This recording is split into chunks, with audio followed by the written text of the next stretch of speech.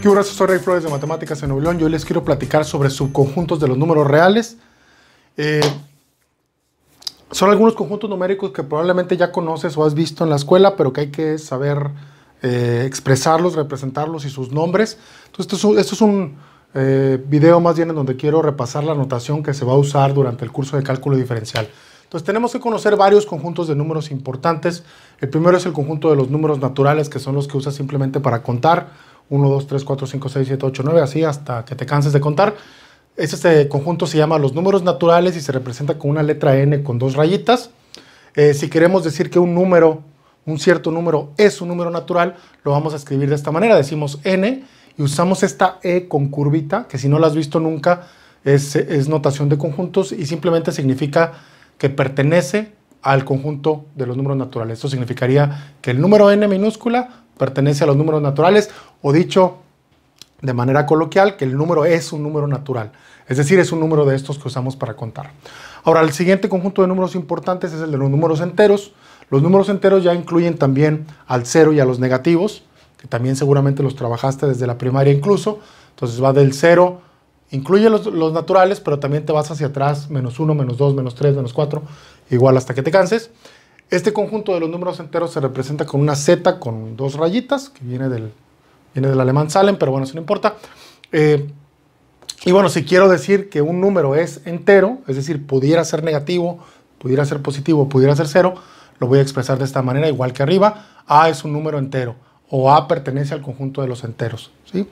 El siguiente conjunto de números son las fracciones o los racionales, que sería descrito de manera matemática, sería el conjunto de números Q, tales que existen A y B enteros y Q es A entre B. O esto dicho de otra manera son los números que se pueden representar como fracciones, donde las fracciones, el numerador y el denominador, tienen que ser números enteros. Entonces, si el número se puede representar como una fracción, entonces es un número racional o una fracción. Puedes pensarlo si quieres. Fracciones es como el nombre que le puedes dar coloquial, pero estrictamente hablando son los números racionales, ¿sí? Se llaman racionales. Y bueno, finalmente el conjunto de los números reales es exactamente el conjunto que queremos estudiar en cálculo, que es el conjunto, intuitivamente lo puedes pensar como todas las posibles expansiones decimales que hay o todos los puntos de una recta numérica. Sin embargo, esas son dos descripciones o dos definiciones intuitivas. Realmente para construir y definir bien los números reales, tienes que llevar tu curso de análisis matemático.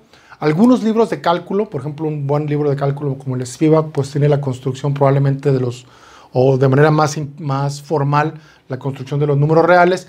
Pero si estás en áreas a lo mejor más hacia ciencias computacionales o hacia ingeniería, pues a lo mejor no te interesa tanto los fundamentos matemáticos de la teoría de conjuntos para construir los números reales, sino te interesa usarlos más bien en la práctica. Entonces, este curso pues es un curso más abierto. Ahorita no voy a entrar tanto a los detalles, o al menos no es mi plan inicialmente entrar a los detalles de la construcción de los números reales. Hay varias maneras de hacerlo. Los matemáticos, insisto, sí lo van a ver más adelante en los cursos de análisis, ¿no? Pero para nosotros, de manera intuitiva, pues son los puntos en la recta numérica, en la recta real, y, o dicho de otra manera, también los números cuya expansión, que se pueden representar con una expansión decimal finita o infinita, ¿no? Y bueno, también hay que saber usar la notación de subconjuntos. Un subconjunto decimos que un conjunto es subconjunto de otros y todos sus elementos están dentro de. Y aquí podemos ver desde el principio que los naturales están todos contenidos dentro de los enteros. Entonces decimos que los naturales son un subconjunto de los enteros. Esta, como una C, pero más aplastadita, es el símbolo para representar subconjuntos. Entonces decimos los naturales son subconjunto de los enteros. Ahora, todos los enteros se pueden representar como fracciones. Simplemente, por ejemplo, el 2 lo puedo representar como 2 entre 1. Entonces, puedo verlo como una fracción, por lo tanto es un racional. Así que también todos los enteros son racionales, o bien los enteros son subconjunto de los racionales, y finalmente los racionales pues son un subconjunto de los enteros. No son iguales. Esta es una cosa que le tomó algo de siglos a la humanidad darse cuenta que había números que no se podían representar como fracciones. Números como la raíz de 2 o como pi no se pueden representar como fracciones, sin embargo sí son números reales. Entonces hay números que no entran dentro de la categoría de fracciones, pero sí tienen una expansión decimal infinita. Entonces sería como subconjunto, ¿no? Aquí es lo que quiero decir, los racionales son subconjunto de los reales. Ahora, también para cerrar un poquito aquí el tema de los subconjuntos importantes que vamos a trabajar en los números reales, es el concepto de intervalos, que también a lo mejor ya los han manejado. Este es un curso que, bueno, esta serie de videos está suponiendo que ya terminaste la preparatoria, pero los intervalos son muy intuitivos, ¿no? Sabemos, bueno, antes de definir los intervalos, la recta numérica en este caso la voy a representar verticalmente. De hecho, en uno de los videos de la serie de álgebra, que creo que es cómo pensar en variables, recomendaba que pensaran en las variables como números que se mueven dentro de un cierto rango en la recta real, y les recomendaba pensar muchas veces en la recta real, no solamente de forma horizontal, sino también a veces de forma vertical. Realmente la recta real no tiene por qué tener ninguna orientación, ¿no? Entonces piensen que la recta real ahora es vertical, y me conviene verla vertical y a veces conviene pensar en los positivos hacia arriba y los negativos hacia abajo, para pensar como que aumento o decremento, aumento o decrezco, ¿no? ¿Por qué conviene eso? Porque los números que están arriba son mayores que los números que están abajo, y eso es como más intuitivo pensarlo así, ¿sí? Que lo que está arriba es mayor que lo que está abajo. Entonces aquí podemos ver rápidamente que si ponemos la recta numérica, el 2 es mayor que el menos 3, ¿sí? Entonces podríamos pensar en ese intervalo, ¿no? En los números que van desde el menos 3 hasta el 2 en la recta numérica, ¿no? Y hay muchos números ahí. Ahora, hay diferentes clases de intervalos que tienen que ver sobre todo con si voy a incluir o no voy a incluir a los extremos de los valores, ¿no? Si tenemos dos valores A y B, en este caso tengo el menos 3 y el 2, pero aquí puede ser en general A y B, voy a usar corchetes o paréntesis cuadrados para representar el intervalo que va, o el conjunto de números que va desde A hasta B, incluyendo A e incluyendo a B. Estrictamente, matemáticamente se dice, este conjunto son los números reales tales que son mayores o iguales que A, pero menores o iguales que B. ¿Qué significa? Cualquier número que esté aquí adentro, mientras sea menor que el de arriba y mayor que el de abajo, o sea, mayor que el de abajo, que en este caso sería, y menor que el que está arriba, menor o igual, es decir, puede ser igual, lo voy a representar como con esta anotación, y esto es lo que llamamos un intervalo cerrado. Puede ser que para ciertos ejemplos yo quiera los números que sean estrictamente mayores que A y estrictamente menores que B. Es decir, ya no se vale que X sea igual a A o que X sea igual a B, y en ese caso estaría hablando de un intervalo abierto y se representa con paréntesis, con curvas circulares, pues. Y se vale también tener intervalos semiabiertos, es decir, que de un lado esté cerrado y que del otro lado esté abierto. Por ejemplo, aquí estoy poniendo el intervalo cerrado por la derecha y abierto por la izquierda.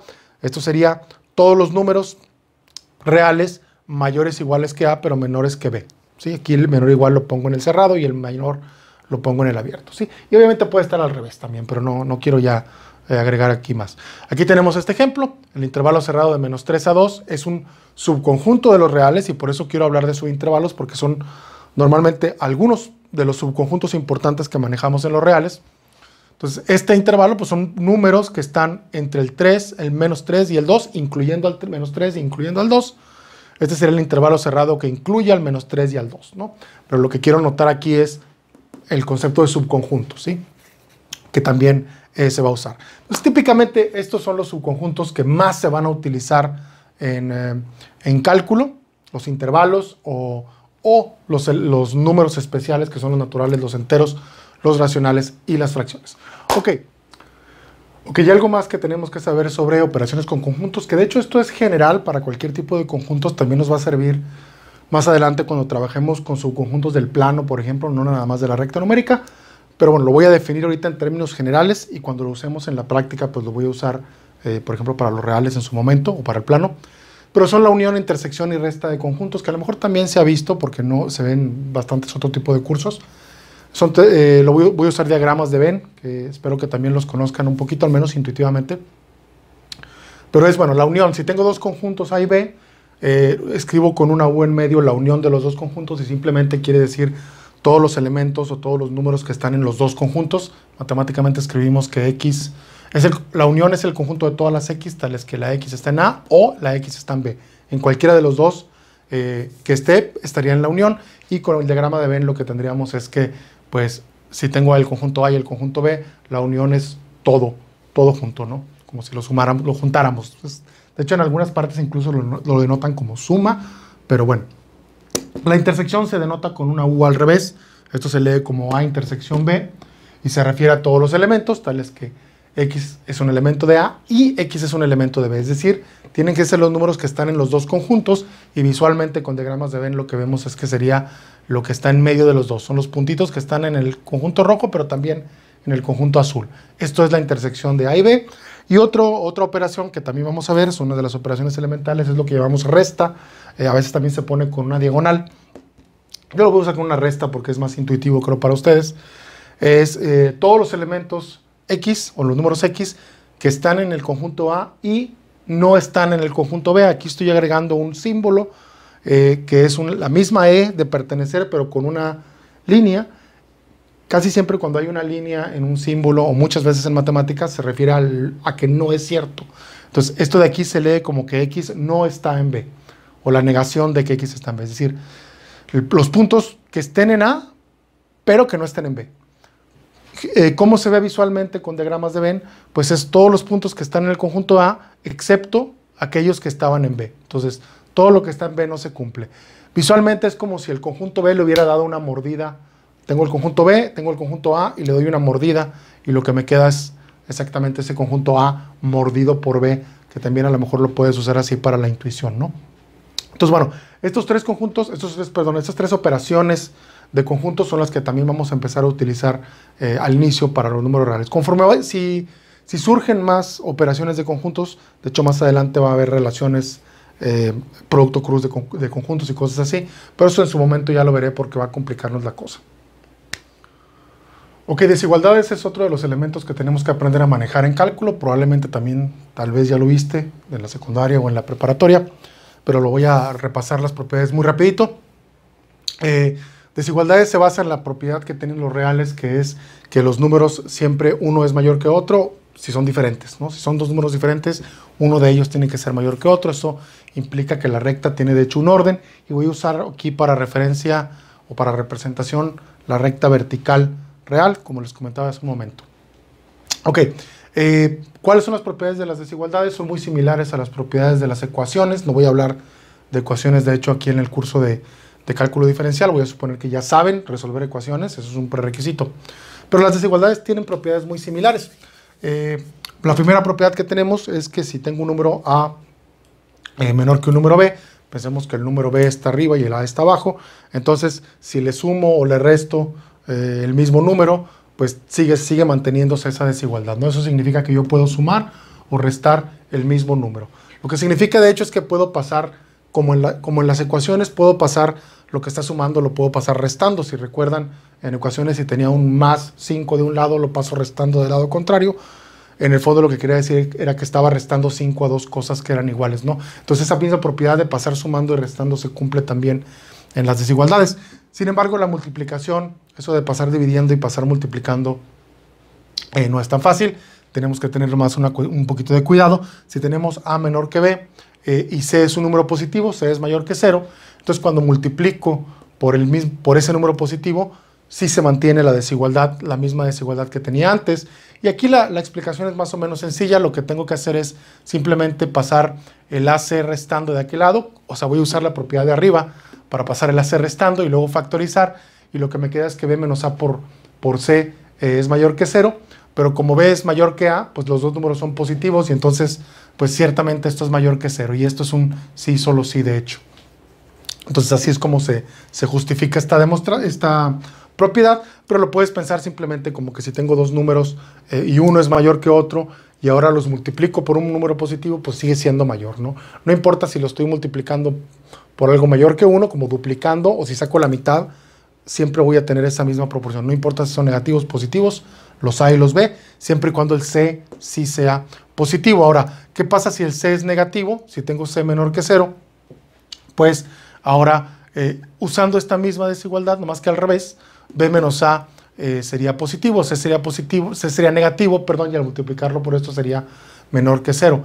Entonces simplemente me cambia el signo de la desigualdad. Intuitivamente, ¿qué está sucediendo? Que si yo tengo un número mayor que otro y multiplico los dos números por un número negativo, le estoy dando como una reflexión a la recta. Es como si estuviera tomando la recta y dándole una vuelta.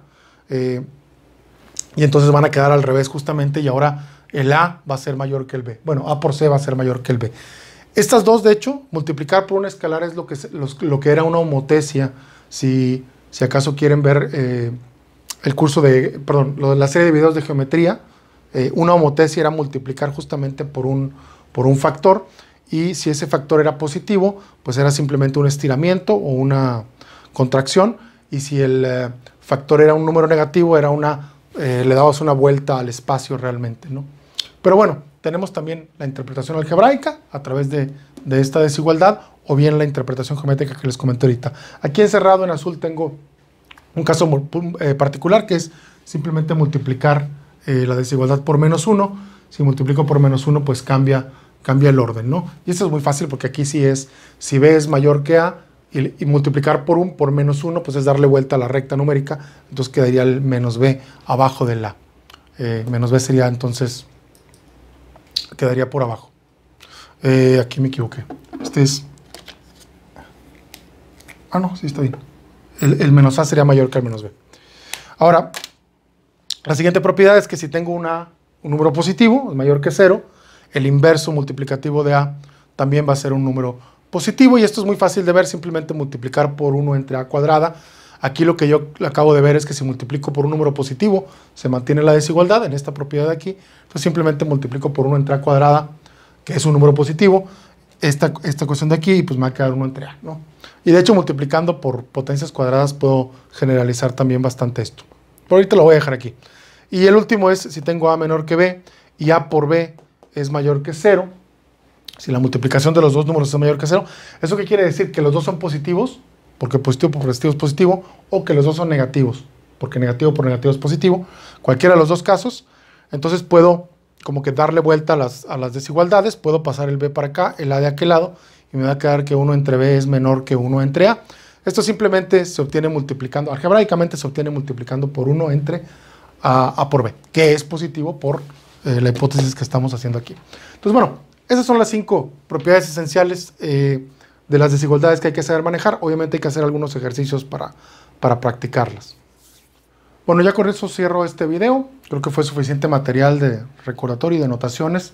Todo esto de notación de conjuntos y de intervalos y desigualdades son de los temas importantes que hay que empezar a manejar para aprender lo de cálculo.